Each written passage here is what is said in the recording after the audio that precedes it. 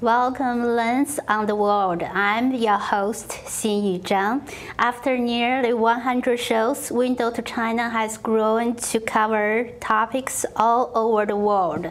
We are so excited to announce that Window to China will be known as a Lens on the World. Today we are pleased to have Ms. Foley. Can you introduce yourself, please? Oh, be glad to. I'm Corazon Foley. I'm the first Filipino-American and Asian-American candidate for Springfield Supervisor. I worked with the State Department for 30 years, retired in 2007.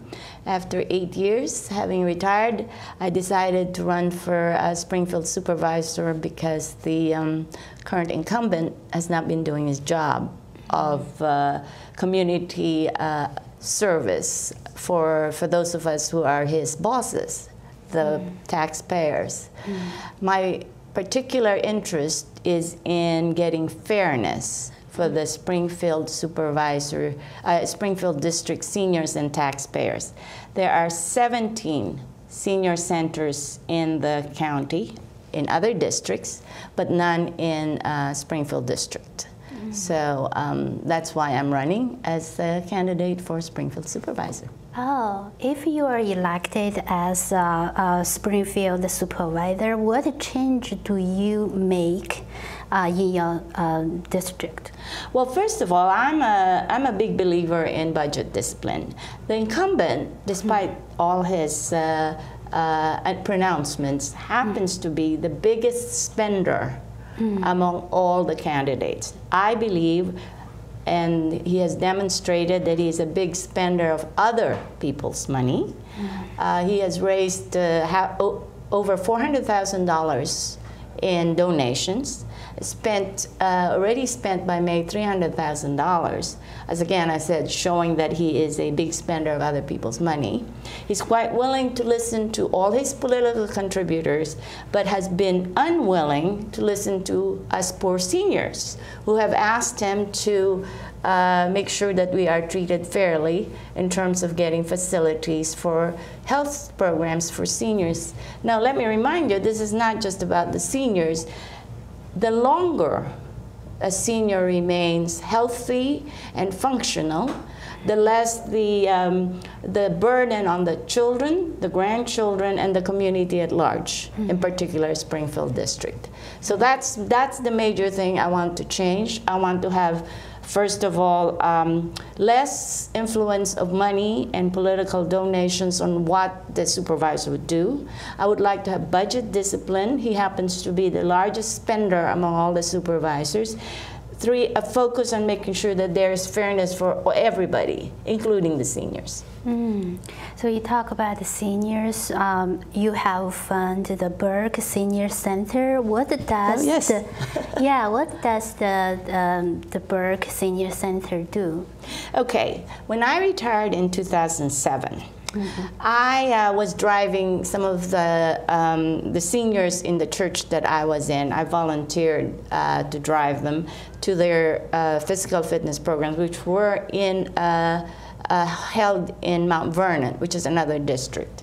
I used to remember a friend of mine who was 82 at the time. She's 90 now, but still with us. She used to say, how come we have to drive to another district? Don't we pay taxes too? So she said, Cora, could you help us so that we could have programs right near us, because seniors, you know, it's hard for them to drive. So what I did then was I called the county, I called the supervisor who was retiring at that time. She was replaced by the incumbent. And I was told there was no money nor staff to have senior center. So I told them, look, what the ladies need are programs. They need their Tai Chi, they need their yoga, they need their line dancing, they need social programs and intellectual interaction. So I said, well, why don't we try to work it out so that we have a public-private program whereby we seniors, like me, the relatively younger seniors, would, would donate our time. So you don't have to hire anybody. And we've been working ourselves on the programs. And then I said, and why don't we ask the churches in the private sector to see if they would donate the space? Well, after 2 years of banging on the doors all by myself, saying this was very important, I finally got the county to agree in 2009 to do a pilot program. We did a pilot program of line dancing. Lo and behold, 70 seniors showed up. Pilot program. Since that time, we've increased it. We've gotten some other churches. We do some programs in the Burke Conservancy and also at Irving. And now we have about 1,000 registrants every year. As I said, we went from line dancing to, and let me show you, Tai Chi, yoga, Zumba, Hawaiian hula, self-defense, ballroom dancing, a walking club, book club, genealogy, etc. So we've been doing this now, and in the process, we've gotten national, state, local awards. Award from EPA. I got the Community Champion Award from Molina Healthcare. They gave me $1,000, which I donated to the Burke West Springfield Senior Center Without Walls, and we used that to fund our programs. So it's been very, very successful. The problem that we're having now is waiting list, because there are many more seniors that are retiring as we move on. So this year, or last year, the Pohick Regional Library it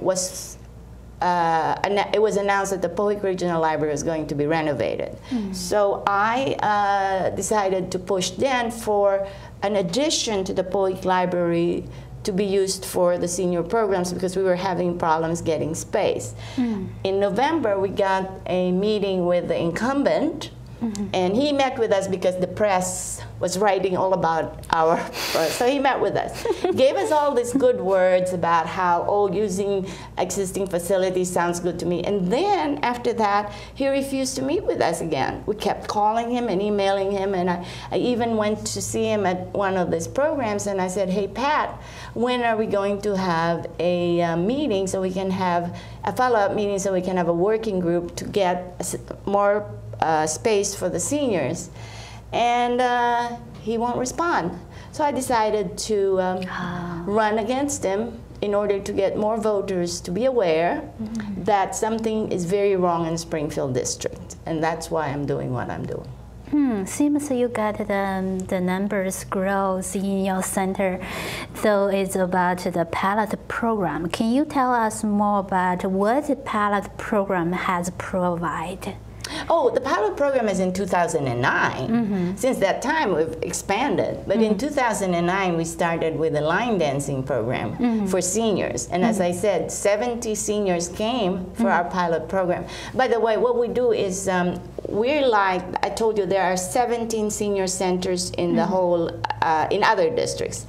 What those senior centers do, and what we're trying to do, is to provide affordable programs. So for example, we provide we have 4 sessions, and during the year, each session we have 8 classes. For those 8 1-hour or 2-hour classes, we charge a senior $5. So it's very, very affordable, and what it does is it gives the seniors a chance to exercise, to have social interaction, and as I said, intellectual stimulation. Well, you know what has happened is that when we have our line dancing classes, we get to train more some of the seniors who are participating in the line dancing classes, and I actually recruited one of the former students to become a teacher, and I have another former student to also become a teacher. So it's a wonderful program. In fact, what we've been doing is that we have a team of line dancers who go around the community to give free performance. Nursing homes. Like last September 13, we performed at the Burke Center Festival. So we had our Hawaiian hula, we had the Philippine dance, we had the Irish dance, we had a Greek dance, and so it was a good way to demonstrate, to share with the community what we've learned as dancers, and also the culture of Fairfax County, which is very diverse. So it's a lot of fun. but it's also a lot of exercise. So it really helps the seniors keep themselves healthy and functional as long as possible. Keep the seniors' health. Yeah, well, you know, my mother, and I even have her picture here too, she recently passed away at 96 in July. And she was not able, I was kind of sorry that we didn't have the facility that I wanted, you know, for her. But she did not get the chance to do these programs as much as I wish she would. I think she would have been healthier. My father, on the other hand, well, he died at 90 in 2004, but he's the kind of guy that was still able to run when he passed away. And we never had to worry about changing diapers, rolling him on a wheelchair. And that's what I'm hoping will happen to me and the other seniors, that we pass on healthy enough so that our children and our grandchildren can go on and prosper without worrying about us. That's really the goal of this. And as I said, when you do that, the whole community benefits. Right.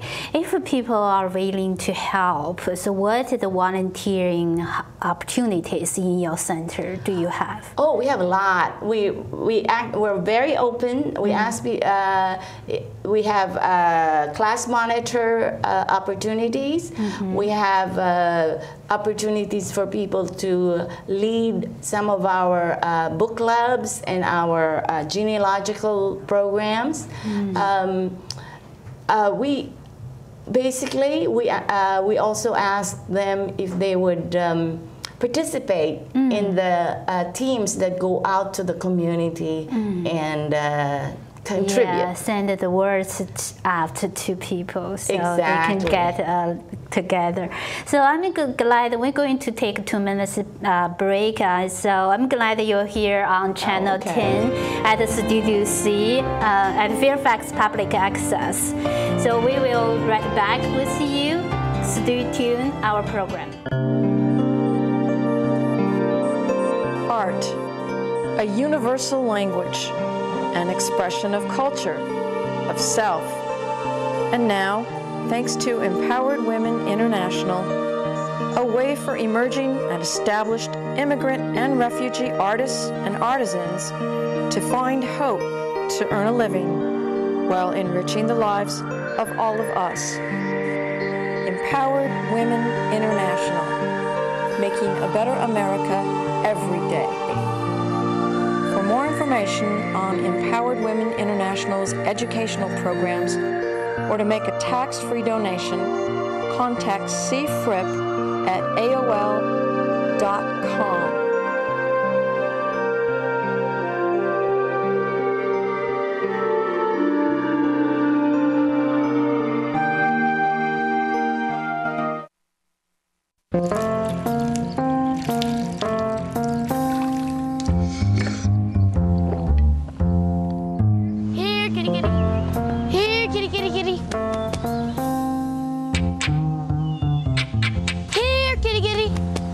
It would be easy to tell which kids have trouble with their eyesight.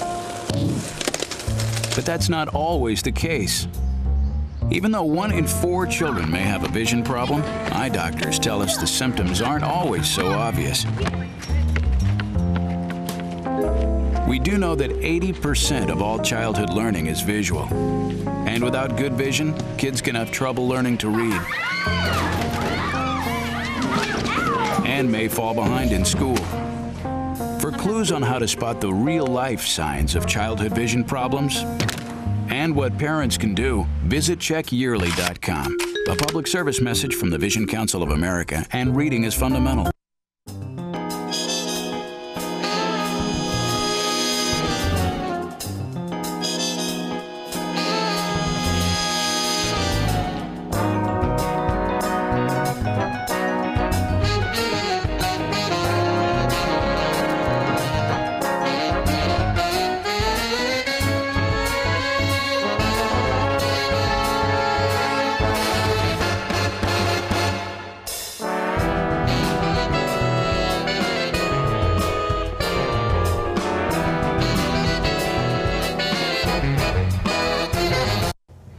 Welcome back, Lens on the World. I'm your host, Xinyu Zhang.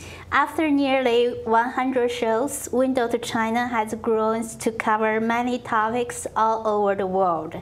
So we are so excited to announce that Window to China will now be known as Lens on the World. I'm having Ms. Loeffel with me on Channel 10. Welcome back. Based on your bio, then you have written several books. What are they? Okay, when I retired, I decided I was going to write on things that interest me. So since my retirement in 2007, I self-published 7 books, 2 on Asian Americans in Fairfax County, 3 on the local history of Burke, Virginia, which goes back to 1728, and 2 on my family. 1 on my father, the Sandoval stories from the 1640s, from the Philippines back to the Odyssey from the Philippines to here. And the other one is the World War II diary of my father-in-law. So I've written those 7 books, and now I'm writing a third, well actually 3 books have been published on the Fairfax County Asian American History Project. The third one was on second generation Vietnamese Americans, but that was written by a younger member of our team.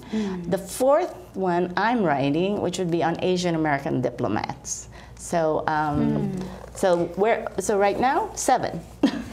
Yeah, you mentioned that you are the founding chairman of the Fairfax County Asian American History Project. That's what the book you wrote. That's the book. So it's still active now? Oh, it's still very active. And by the way, let me tell you, the first book's title is actually A Contemporary History Honoring 143 Years of Asian Residence in Fairfax County. I traced the first Asian resident of Fairfax County to 1867, which is after the Civil War. So we're about ready to celebrate our 150 years here as well. Yes, in 2007 when I retired, I decided that there was nothing that was written about the largest minority group here in Fairfax County, the Asian American community. Since 1990, we've been the largest group. So I went to the county and I said, you know, I would like to make sure that we document the contribution and the history and the heritage of the Asian Americans here in Fairfax County. And so we did that by doing oral history of Asian Americans.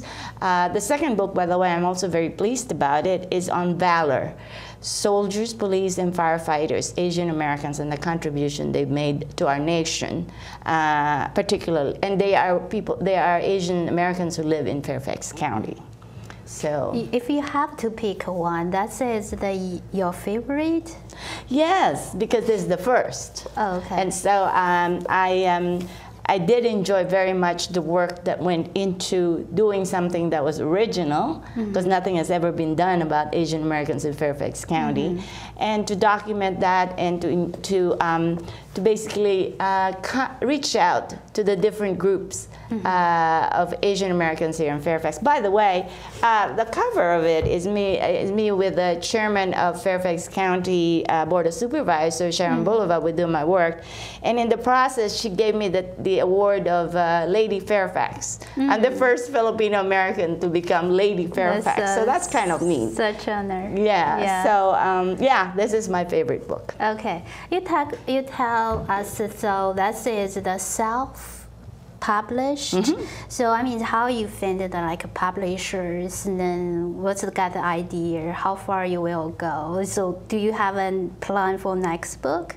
Yes, that's what I'm working on, is the Asian American diplomats, mainly because there are many of us formerly Foreign Service officers who were Asian Americans, and again, our stories have not been told. So many of us live in Fairfax County, so I'm writing a book on the Fairfax County Asian American diplomats and the contributions that we made to defending our country, to helping protect it, and to work for peace as much as possible, and to serve our country, make it better. So I mean, what have your past work experience helped you to run for the Springfield Supervisor, do you think? Oh, my community engagement. I've been very active in the last particularly in the last 8 years. I mean, we moved here in 1980, and we had our 2 kids then, and so I was active. I was a den mother, and I was active in the community then with our neighborhood. But after I retired, it became, I had more time to really work with the community a lot more. Not only do I engage in local history, but also with the seniors. So it's a chance to contribute. Yeah, I mean, you are now very, I mean, it's a tough decision. You make a decision to run for the supervisor. So what is your campaign focus this year? Well, the campaign focus has been primarily on fairness, to make sure that everybody, including the seniors, are treated fairly in terms of the share of county resources. As I told you, Springfield District has not gotten its fair share of county resources, as can be seen by the fact that the county has been spending money on senior centers in other districts, but not in our district. And the reason for that is because the supervisor has not been willing to support the seniors. That's one. Secondly, I think the county is in an important juncture where we have a problem with our budget.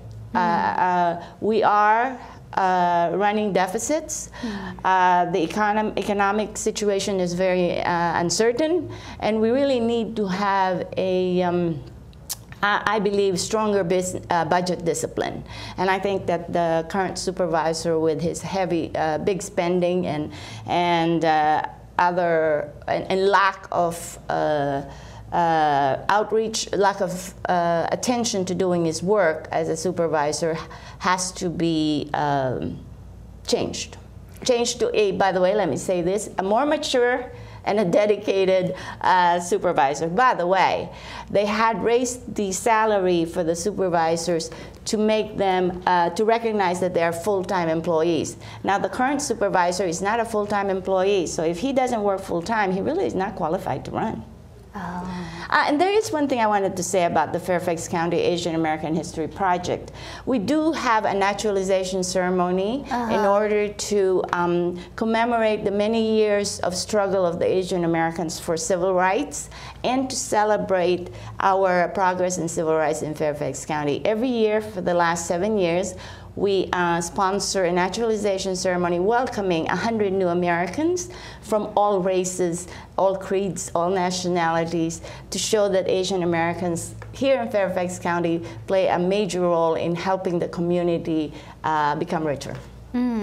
So except the sponsorship, what is the role in the ceremony, other roles in ceremony? Well, we manage it. We initiated it and we organize it. So that's the role that we play.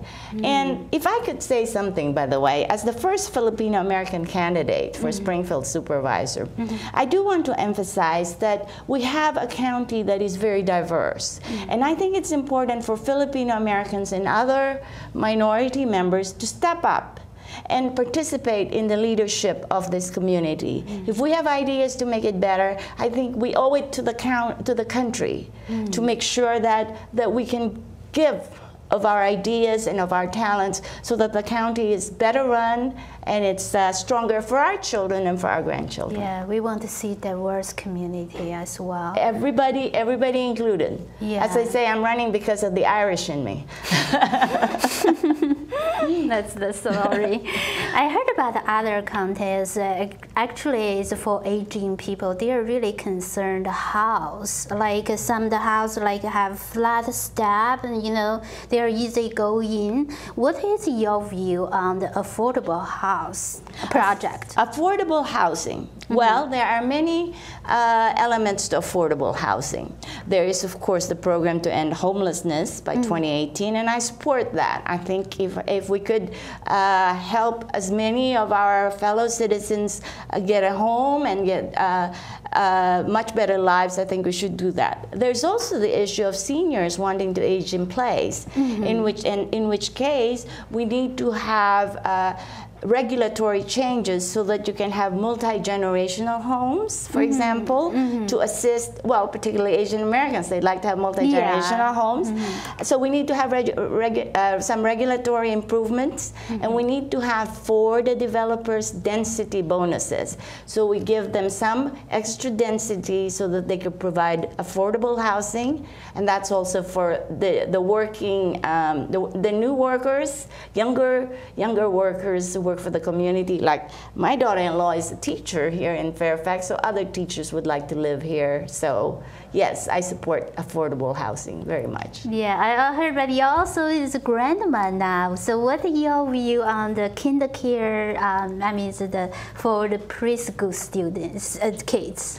Well, my grandson is actually a kindergarten this year. And what I told my husband, I'm going to write a book called Grandma Foley Runs for Supervisor. And why am I doing this? Because the first sentence would be, on the year that I got my Medicare card, I ran for public office. And if my grandchildren ever tell me that nothing could be done about anything in our community, I would say, I had my Medicare card and I ran for office for the first time to do something good for our community, so don't give me lip. Stand up, be an American, and give your contribution to the community. Right. As the first Philippines American candidate for Springfield Supervisor in this year, probably this opportunity for you. What do you want the voters know about you most? About me? Well, that I am an American citizen who has served this country with my husband and my family as a member of the Foreign Service, as a member of the intelligence community, and I am a resident of Fairfax County who loves Fairfax County, looks forward to its growing prosperity for my children and my grandchildren when I'm not here anymore, and I'd like to do what I can to make tomorrow much better for them. Wow, really helpful from your conversation. Glad to have you today. So thank you so much. Oh, thank you very much. Maraming salamat po. That means thank you. That means thank you in Tagalog. Okay. So we will see you next time. Thank you for watching.